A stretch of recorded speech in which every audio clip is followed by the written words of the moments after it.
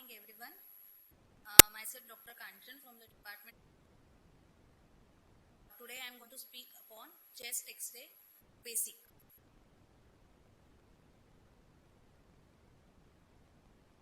There is right lung and left lung. So in right lung we have right upper lobe, right middle lobe and right lower lobe.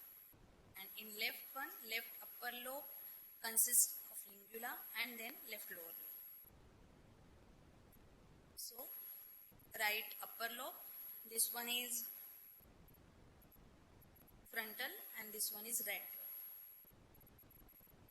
Right middle lobe, this one is right middle lobe.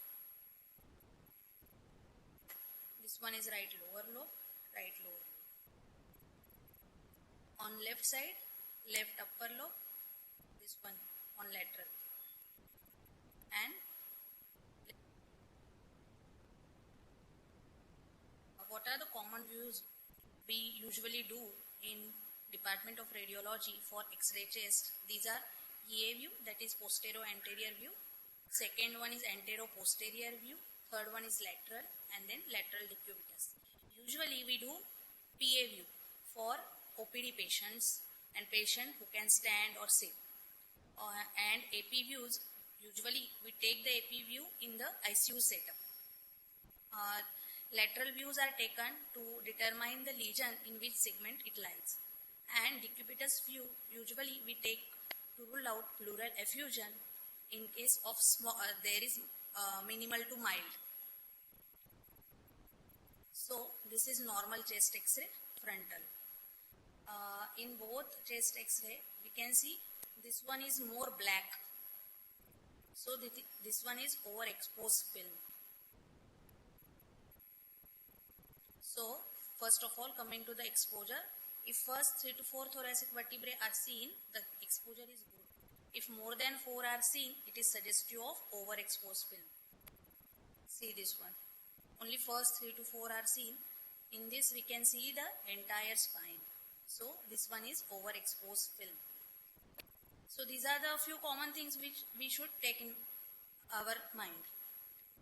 After that we need to look for the centralization. How we will look? Medial ends of both of the clavicles, they should be equidistant from the spinous process. See this one. These are the ends of clavicles. These are the spinous process. So we take medial end of the clavicle, this one, and distance from the spinous process. See, this one. This one is enlarged. These are the spinous process. These are the medial ends of the clavicle. If it is approximately equal, then we say it is central X-ray. Now, in this chest X-ray, what we are seeing, see, this one is the left clavicle, this one is the right clavicle. These are the spinous processes. So, the distance is not equal. So, it is rotator film.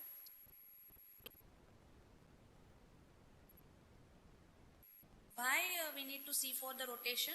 For cardiac anomalies, like if we see cardiomegaly, if it is in rotation, then we can interpret as a cardiomegaly, but it is a normal size heart. Now, what is to be seen on chest X-ray? Before that, I would like to say, see, in this chest X-ray, marker is not seen here, but we have to see the marker whether right or left. See this side, there is the left marker. Usually we take on right side, but this side, left side marker is there, then that is there. And how we will identify on chest X-ray, you can see this shadow, this is air shadow of Pundik bubble. So this is left side. So cardiac apex is also on left side. Now, what is to be seen in chest X-ray? Trachea, lung fields, CP angles, hyla, cardiac ciliary, ribs, diaphragm, soft tissues of the neck and axilla, and free gas of the diaphragm, if you can see. Now coming to the trachea. one is the trachea. It is not in the center.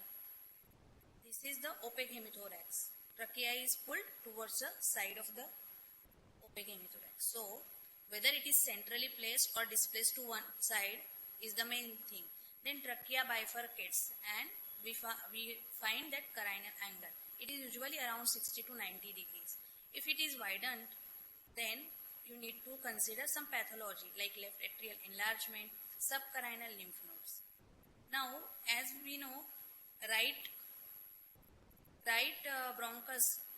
main bronchus is longer, lower and slender than the right. Trachea may look displaced to one side if there is oblique film or there is tracheal displacement, either pulling or pushing of the trachea due to underlying pathology. Now, in which pathologies we say trachea is pushed? Abnormality in the lung on the side of opposite to the tracheal shift, like if there is anything like mass or pneumothorax or massive effusion that will push the trachea towards the other side. And when we will say ki trachea is pulled, when abnormality in the lung is on the same side as that of the tracheal shift in cases of fibrosis and collapse. So, look at this chest x-ray. We can see trachea is on left side and abnormality, that is pathology, is also on the left side. So, trachea is pulled towards the left side. Now, look at this chest x-ray. We can see this trachea, right? But, if you can see, these are the bronchi, dividing bronchi. So, right lobe and left lobe bronchus. And this one is the carinal angle. In this chest x-ray, we can see that trachea is more along the right side. But, if we can see the pathology, right side looks pretty normal. But, left side, it looks like pneumothorax. So, it is pushed. These markers are for lung border. Now coming to the lung fields. After trachea, what we will look for the lung fields? Look for the normal lung parenchyma. We have on chest x-ray, we divide it into the upper, mid and lower zone. We are calling it as a zones, not lobes. We are dividing it according to the border of the ribs. Like apex to the lower border of fourth rib is the upper zone, and below the lower border of the posterior end of the seventh rib is the lower zone. In between fourth and seventh, it is called as the middle zone. So we will describe the lesion according to the zone, not in the lobe. Then what we need to look for the normal bronchovascular pattern. Then look for the pulmonary arteries, pulmonary veins and bronchovascular pattern. Now next coming to the CP angles. CP angles are costophrenic angles.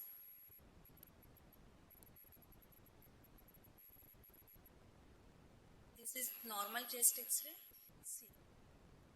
This angle is called as the costophrenic angle, right one and left one. So these angles are formed by hemidiaphragms and chest wall. So these angles are clear. These are usually acute and sharper. Coming to the left side of X-ray, we can see this one. There is some level. So on left side also there is some level. On right side, it can be due to mild to moderate pleural effusion. On left side, it is minimal to mild pleural effusion. The angle is blunted on both sides. Next, coming to the cardiophrenic angles. Like I said, CP angles are between hemidiaphragm and chest wall. Cardiophrenic angles are between hemidiaphragm and cardiac border. So these star asterisks are the cardiophrenic angles. Lower down you can see stomach bubble. We need to look for the diaphragm. When usually right diaphragm is higher than the left diaphragm, and if there is distance of between the right diaphragm and left diaphragm is more than 2.5 cm, then there is some pathology.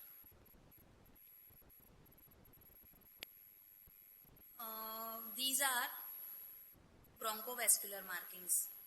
These are bronchovascular markings. We need to see whether bronchovascular markings are prominent or not. In the lateral 1/3, there are no bronchovascular markings, see, on both sides. Now coming to the heart. Heart lies more on the left of the thoracic cavity. How we will assess whether there is cardiomegaly? There is one ratio called as cardiothoracic ratio. That is cardiac width upon thoracic width. If it is more than 50%, it is abnormal. It is usually measured on PAV.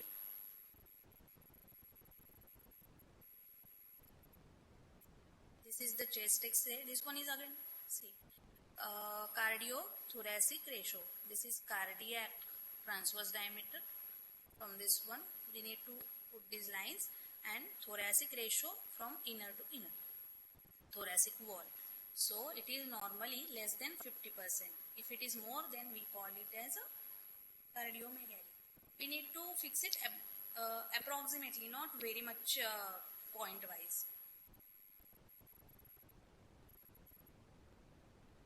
One more thing, what we think that these hemidiaphragms are the lowermost part of the lung fields, but no. On posterior side, lung lies more lower than from the front side. Now coming to the next point, that is hila.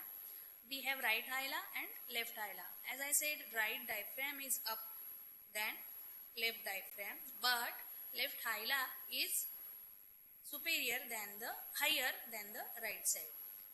Hila is comprised of pulmonary arteries and upper lobe pulmonary veins. Why we don't count lower lobe pulmonary veins? Because they enter directly into the left atrium. So hilar prominence on the radiograph, most commonly what we see is hilar lymphadenopathy, and another things are dilated vessels. This is the chest X-ray showing these prominent hila. These are due to lymphadenopathy. There is opacity at the hila. Now coming to the next point, that is cardiac ciliary. I am just taking a brief note of cardiac ciliary as left cardiac border and right cardiac border. As we know, right cardiac border is very simple. SVC, right atrium, and IVC. The passage is simple. While left cardiac border, there is aortic knuckle, pulmonary vein, left atrial appendages, and left ventricle. Just we will look at the figure. This is again a overexposed film, over-penetrated film. Rotation, yes, there is slight rotation. Now look at, these are grossly what we divide it as SVC border, right atrial border, and IVC border. So it is a right cardiac border. On left side, this one is aortic knuckle. Then at this point there are pulmonary vessels, and then comes the left ventricle. So it is the left heart border. Now coming to the rib cage. Rib cage, we need to identify sternal and vertebral ends of the ribs. Look for the fracture of the ribs. Look for the notching of the ribs. Look for the cervical rib. Most commonly we need to see for the cervical ribs when the OPD X-rays are there. See, this is the rib cage. As you know, this sternum, vertebra are posteriorly. Then there are ribs from transverse process coming to the parent. These are costal junction. Posteriorly there are costovertebral junctions, and as you know, till the 10th ribs they are attached, and 11th and 12th, these are 11th and 12th ribs, which are floating ribs. We need to look for the cervical rib also. See, in this chest X-ray, how we will identify? So the transverse process of the cervical vertebra are downwards and slanting. These are the transverse process of the cervical vertebra, while that of the thoracic vertebra, they are upwards, right? If you can appreciate. And a small structure we can see here. So this is cervical rib as it is arising from the cervical transverse process. It is it has important clinical significance. Arrow. Now, sometimes we can see bifid ribs, which are normal variant. We need to see whether there is crowding of the rib or there is increased distance between the ribs. Crowding of the ribs will occur in volume loss of the lung, like fibrosis or collapse, while increased distance between the ribs will occur in emphysema. Now, as I said, for diaphragm, right is higher than the left hemidiaphragm. Usually distance is less than 2.5 centimeter, or we can say 2 intercostal spaces. If more, then we need to see for the pathology. There are some conditions where diaphragm may be flattened. These are the conditions where diaphragm may be abnormally elevated, like phrenic nerve palsy, prolapse of the lung, massive ascites, subphrenic abscesses. Yes, we need to look for the pathologies in the upper abdomen, which can affect the diaphragm. Like if there are subphrenic abscess, or there are ruptured liver abscesses, or huge abscesses, or there are large tumors in the abdomen, that will displace the diaphragm. Then most common in children is diaphragmatic hernia. Then next thing what we need to see is free gas under the diaphragm, which can be seen. As you know, causes of free gas under the diaphragm, any perforation will cause free gas under the diaphragm, like peptic perforation of stomach or duodenum, enteric perforation, colonic perforation.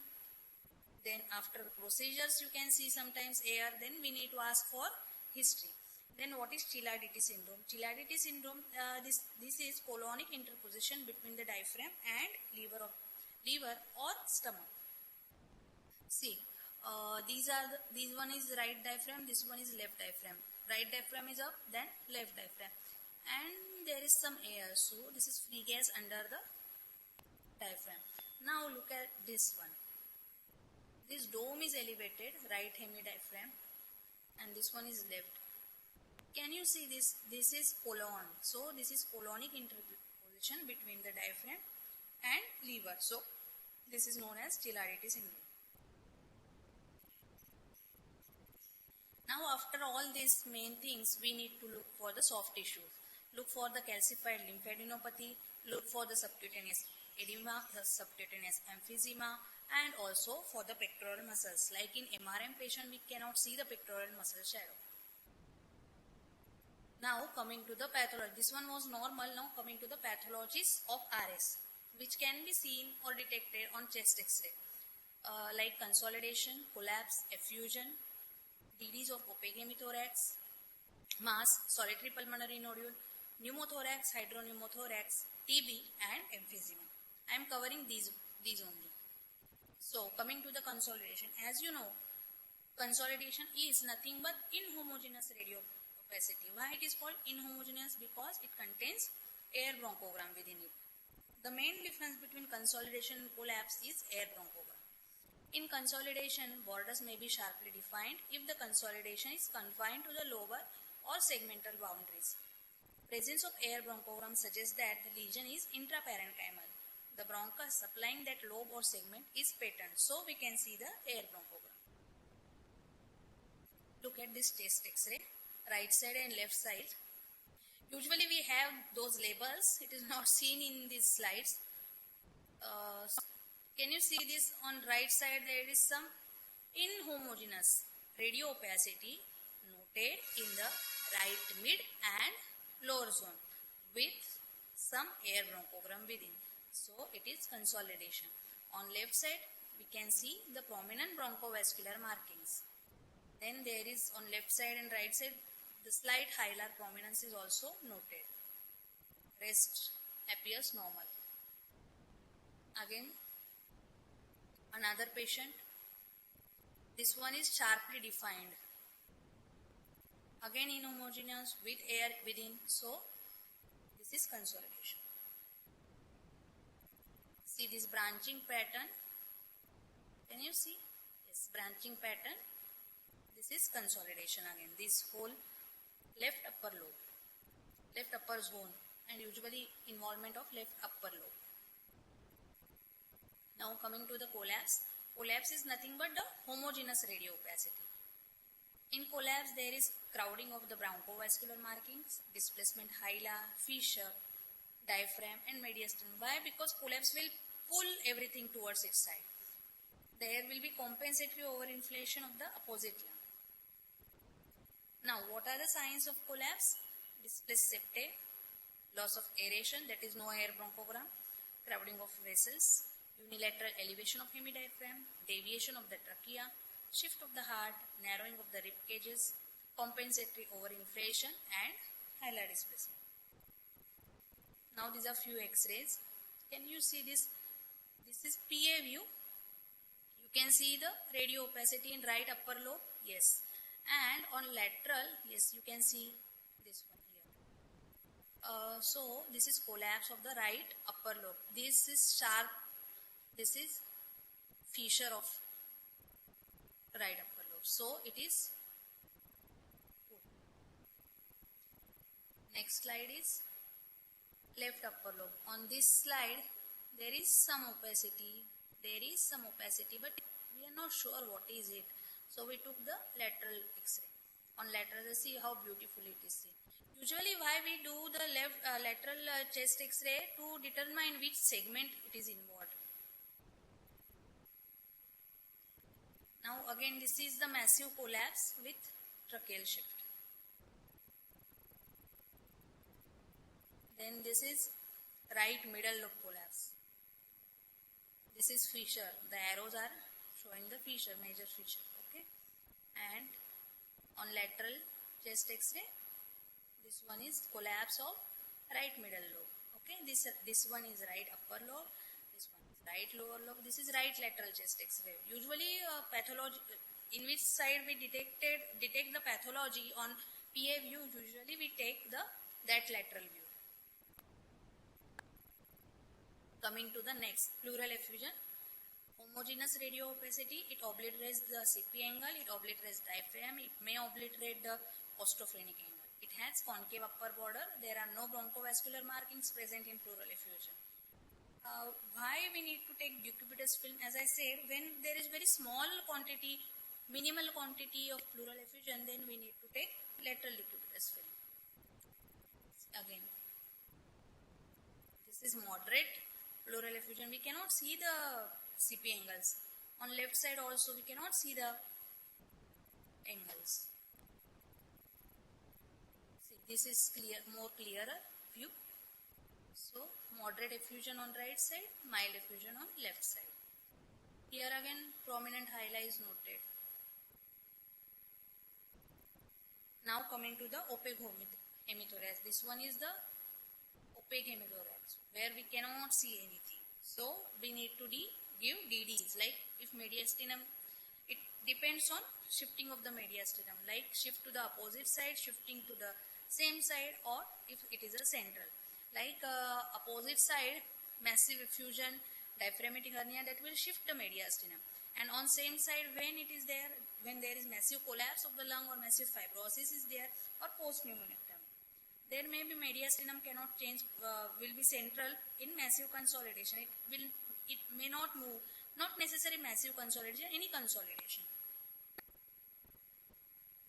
So, this is left opaque hemithorax with tracheal pull towards the same side. This one is showing trachea. Then coming to the mass. As we know, mass can be pleural based, or it can be parenchymal, or it can be mediastinum. So coming to the pleural mass. This one is pleural mass. Why we are calling it is pleural? See, it has peripheral in location, broad base towards porous. See this one. This is located peripherally. It is having, this one is base of the mass, which is along the pleura. Then these angles we need to see. Wide angle with the lung parenchyma, and it has sharp medial crown. This medial border we can see it is sharp, right?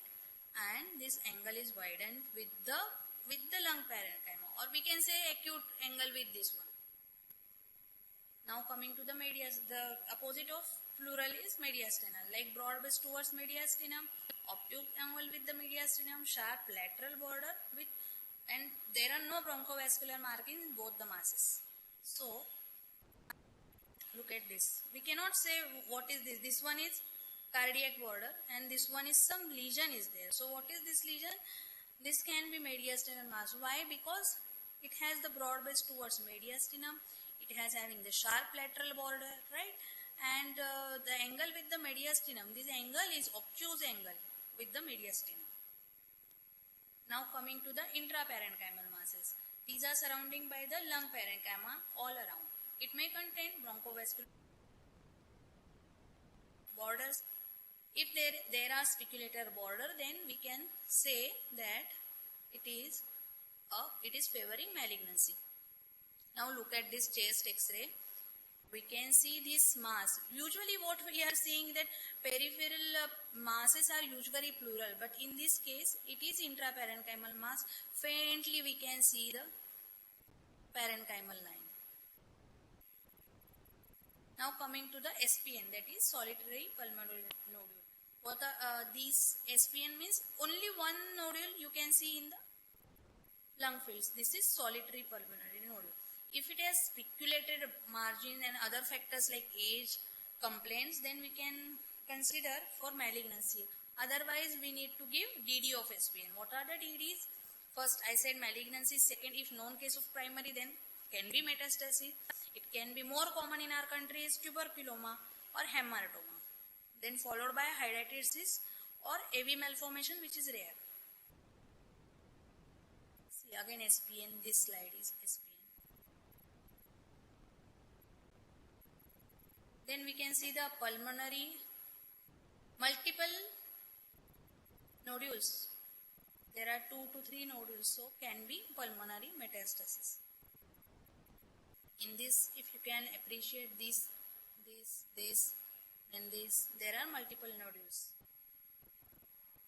Now, next pathology is pneumothorax, and then we will come to the hydropneumothorax.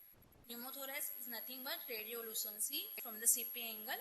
It has razor-shaped medial border. It may be associated changes like collapse, displacement, any displacement, either mediastinal or diaphragmatic. See, we will see this X-ray. How we will diagnose pneumothorax? Pneumothorax is nothing but air in the thoracic cavity. So air will appear hyperlucent, that is black. So can you make out more black towards the left side? So, and if you can see, this one is collapsed lung border. So this one is a case of pneumothorax. So again showing the lung borders. Next one, again pneumothorax. This small part is nothing but collapsed lung. Then there are no bronchovascular markings. It is a air. It is hyperlucent. It is black in color. And because it is a massive pneumothorax, it is pushing the mediastinum towards the right side. On right side, it is clear chest X-ray. Right side, there is no pathology.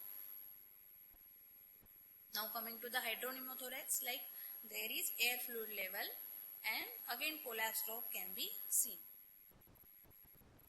This is classical X-ray of hydropneumothorax. This is pneumothorax plus this air fluid level. So hydropneumothorax.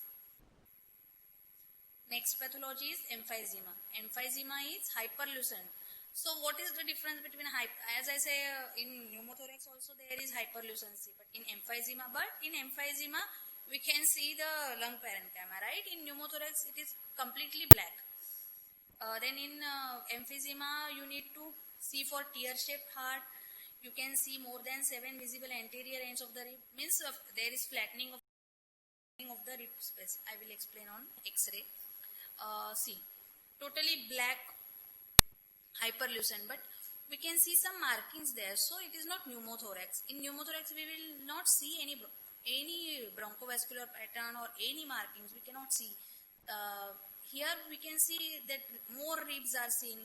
We need to count the ribs from posterior to anterior. If more than 7 are seen, then usually it favors emphysema. We need to ask for the history of the patient. In smokers, we can see emphysema. Then if you can appreciate, then the left dome of the diaphragm is slightly flattened. Again this one, see, flattening of the dome, tear shape, that is heart is elongated in emphysema. There is some blunting also, maybe there is some pleural thickening. Now next pathology is lung abscess. In lung abscess again you can see cavity with air fluid level, with thick wall with surrounding consolidation. There is some inhomogeneous opacity again in the right, mid and lower zone with some air within. This is air and this is fluid. So air fluid level, and we can see this. So this is lung abscess. This is rotated film. Again this thing, thickening of the surrounding parenchyma with a cavity with a air fluid level. So more likely lung abscess. Now next is miliary opacities. If there are less than 2 mm inside and multiple opacities of uniform size or maybe uniform size or so what we call it as miliary opacity. So we need to give DD for the miliary opacities. What are more common is miliary TB in our country. Then again miliary metastasis in thyroid, pancreatic and breast cancers. Then next DD is pneumoconiasis. See, there are tiny nodules scattered throughout the bilateral lung parenchyma, throughout. I mean it is in the upper zone, mid zone, lower zone, on both the sides. So it is called as miliary mottling. We need to ask for the history and then we need to give DD. Again miliary mottling. Now coming to the TB, which is more important in our country. Primary TB occurs in children who are infected with TB bacilli for first time. Okay, these are characterized by Ghones complex. That is, Ghones focus is the area of consolidation.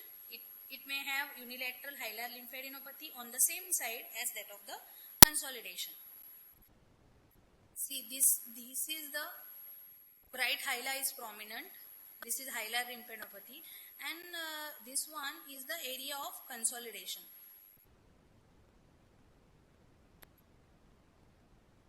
Okay. Then coming to the post-primary, what we usually get is post-primary TB in adults. It is nothing but development of the disease in a patient who had previous subclinical or clinical infection. Okay. Even if we have taken BCG vaccine, we can develop pulmonary TB. Now key features. The key features of pulmonary TB. We are seeing so many features of TB, like consolidation, cavitation, there can be afterwards fibrosis, there can be pleural thickening, there can be volume loss, there can be effusion, there can be empyema, there can be bronchiectasis, there can be miliary mottling, anything can be there. So few x-rays I will discuss. This one is inhomogeneous opacity or infiltrates which are seen in the right upper lobe, upper zone, and also the left upper zone, with some air within, air bronchogram within, suggestive of consolidation, and some infiltrates are there. It can be TB. Now, I have just enlarged the figure. This can be cavitation inside the lesion. Then this inhomogeneous opacity can be consolidation. This we can see the fissure border. So patterns of the disease are airspace consolidation, cavitation, nodule, or there can be miliary spread, there can be endobronchial spread, there can be, no, this is bronchiectasis, then tuberculoma and pleural effusion, or if it is infected, then empyema. What is the distribution? Usually it is in the apical segment or posterior segment of the upper lobe or superior segment of the lower lobe. But it can affect any segment, any lobe. What are the atypical? As I said, any lobe can be involved, any segment can be involved. There can be consolidation, cavitation can be there, lymphadenopathy can be there, miliary pattern, again same thing. See, old or healed TB. In this chest X-ray, we can see there are calcified lymph nodes, calcified hilar nodal calcification, and there is one calcified granuloma. So it is old or healed TB. See this X-ray, we can see apical pleural thickening. There is some haziness in the apical pleura, so it can be apical pleural thickening. It can be seen. Then in this chest X-ray, yes, there is some volume loss. There are some striations are noted. Maybe some fibrosis is there. So it is not fresh TB. It is the old TB. So with TB, I conclude. Thank you.